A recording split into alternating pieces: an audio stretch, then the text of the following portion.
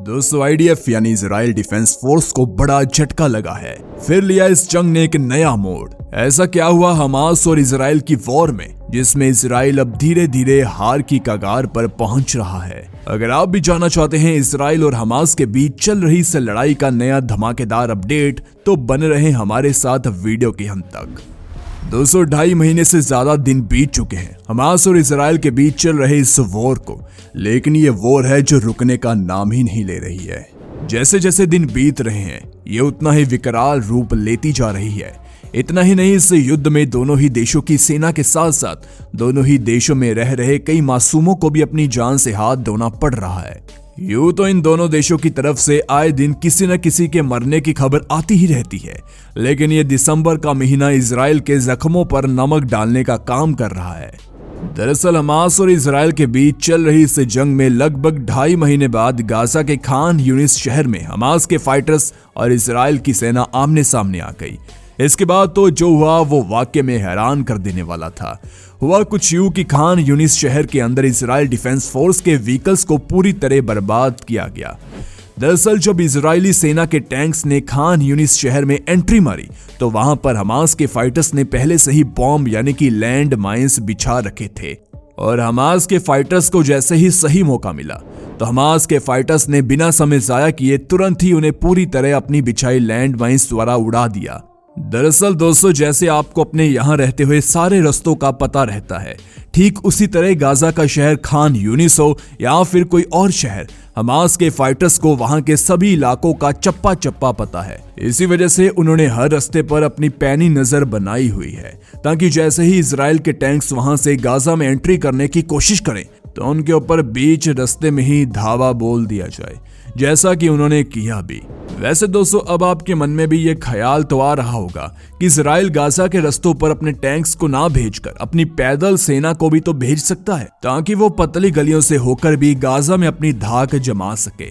तो आपको बता दें कि आपका ऐसा सोचना गलत है, क्योंकि जिस तरह से हमास के फाइटर्स ने गाजा में एंट्री मारने वाले टैंक्स का इंतजाम कर लिया है, ठीक उसी तरह हमास ने दिमाग लगाकर इजराइल के पैदल सैनिकों के खिलाफ भी जाल बिछा रखा है। जी हाँ दोस्तों, गाजा में हमास के फाइटर्स जगह जगह कुछ इस तरह से बिखरे हुए हैं कि उनके होते हुए इजराइल का एक भी पैदल सैनिक गाजा में एंट्री नहीं मार सकता। इतना ही नहीं दोस्तों, कुछ समय पहले जब इजराइल के कुछ पैदल सैनिकों ने गाजा में एंट्री मारने की कोशिश की तो उन्हें अपनी जान से हाथ धोना पड़ा था, क्योंकि गाजा में हमास के फाइटर्स जगह जगह अपनी स्नाइपर्स को लेकर छुपे हुए हैं, जो इजरायली सैनिकों को देखते ही मौत की नींद सुला देते हैं। यानी दोस्तों, साफ शब्दों में ये कह सकते हैं कि इजराइल की सेना किसी भी तरह से गाजा में अपने कदम नहीं जमा पा रही है, और हमास के लड़ाके इसी तरह से गाजा में फैले रहे तो इजरायली सेना आगे भी गाजा में हमला तो दूर की बात, एंट्री तक नहीं कर पाएगी। खैर दोस्तों, अब भले ही इजराइल की सेना गाजा में कुछ ना कर पा रही हो, लेकिन इजराइल की वायुसेना को देखकर तो लगता है कि वो शायद कुछ ही दिनों में गाजा पर अपना झंडा लहरा सकती है।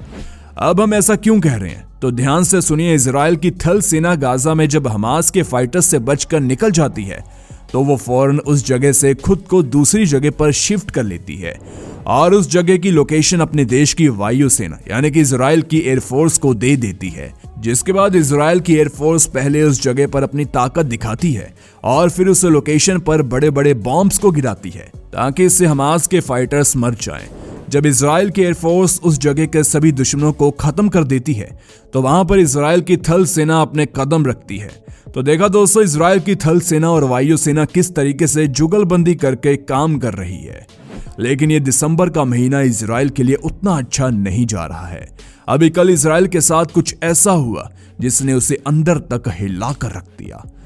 दोस्तों, जैसा कि अभी हमने आपको बताया कि हमास के फाइटर्स ने इजराइल के टैंक्स को तबाह कर दिया था, लेकिन इसके बावजूद भी हमास के फाइटर्स शांत नहीं बैठे, बल्कि इसके बाद भी उन्होंने एक के बाद एक इजरायली सेना को बहुत ही गहरे जख्म दिए। इतना ही नहीं, उस दिन उन्होंने इजराइल के कई बड़े नामी और बहादुर सैनिकों को भी मौत की नींद सुलाया था। दरअसल दोस्तों, हुआ कुछ यूं कि 21 दिसंबर की सुबह जब हमास के फाइटर्स इजराइल के इन टैंक्स को उड़ाने की खुशी मना रहे थे, तभी उन्हें अपने सीनियर से ऐसी खबर मिली कि वहां पास के एक स्कूल में इजराइल के कुछ सैनिक मौजूद है, जो कि वहां से गाजा पर हमला करने की प्लानिंग कर रहे हैं।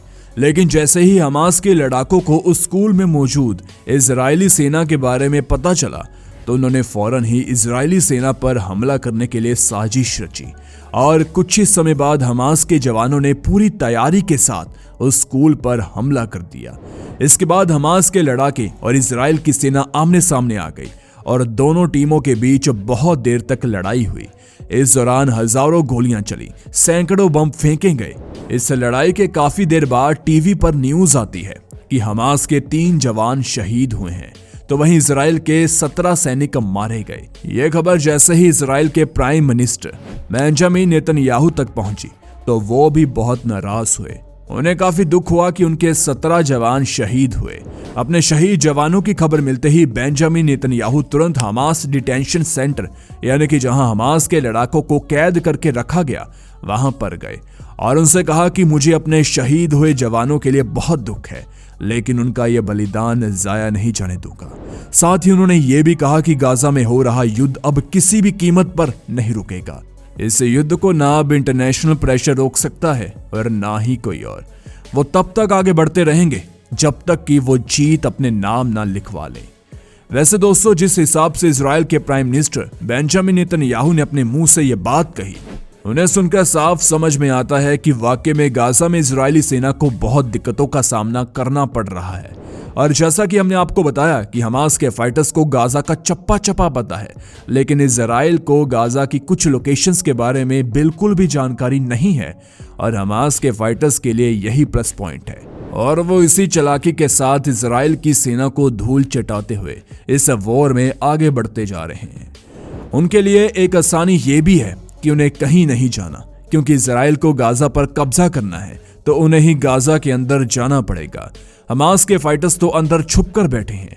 जैसे ही उनके सामने कोई इजरायली जवान आता है तो वो तुरंत ही उसका काम तमाम कर देते हैं। अब इसमें कठिनाई तो इजरायली सेना की ही बड़ी है, ना कि हमास की। और मैदान जंग में तो होता भी यही है, जो पहले दुश्मन को देख लेता है वही उसका खात्मा भी कर देता है, चाहे वो हमास के फाइटर्स हो या फिर इजराइल के जवान। लेकिन दोस्तों, इस वॉर में बड़ी खबर जो निकल कर आ रही है वो ये है कि यूनाइटेड किंगडम और यूएसए ने मिलकर कुछ ऐसा खेल खेला जिससे हमास को थोड़ी दिक्कत हो सकती है। असल में यूनाइटेड किंगडम और यूएसए ने मिलकर इस्माइल हैनी सहित के साथ साथ हमास के टॉप 5 ऑफिसर्स पर बैन लगा दिए हैं, जिनमें से एक नियम है बाहरी इलाकों में हमास के फाइटर्स की संपत्ति जिसे वही सीज कर दिया जाएगा। जी हाँ दोस्तों, हमास और उसकी लीडरशिप पर अब इस तरीके के बैन लगने शुरू हो गए हैं। लेकिन दोस्तों, हमास के लीडर्स पर यह बैन लगाने के बाद भी उनका यही कहना है कि चाहे कोई भी हम पर कुछ भी बैन लगा दे, लेकिन याद रखें हमारे लड़ाके यानी हमास के फाइटर्स रुकने वाले नहीं हैं। हम लड़ेंगे और तब तक लड़ेंगे जब तक जीत हमारे कदमों में नहीं होती।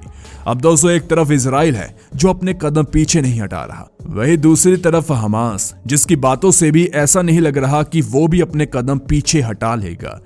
यानी दोस्तों, वाकई में ये लड़ाई अभी और भी आगे तक जाएगी। वैसे आपको क्या लगता है कि ये युद्ध जल्दी समाप्त हो जाएगा या फिर ये और भी आगे जाएगा? नीचे कमेंट करके जरूर बताएं और जाने से पहले वीडियो को लाइक शेयर जरूर करें।